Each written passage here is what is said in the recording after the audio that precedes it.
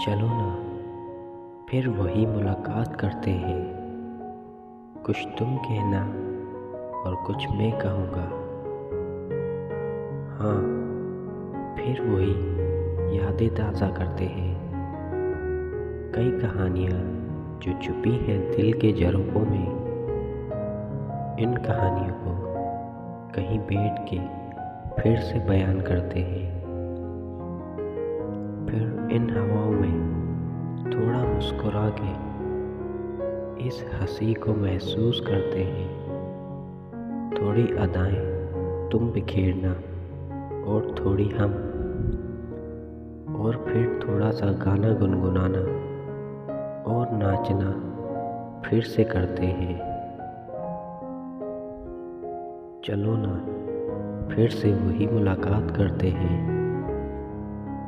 कुछ तुम अपनी मन की कहना और कुछ हम अपनी कहेंगे। थोड़ी तकरार और थोड़ी गपशप करेंगे। फिर से वही पुराने पलों की झनकार को एक एक करके याद करेंगे। फिर वही दूरी तय करेंगे। सफ़र में चलेंगे मगर हाथ बढ़ाकर ज़िंदगी के सफ़र को एक साथ जिएंगे।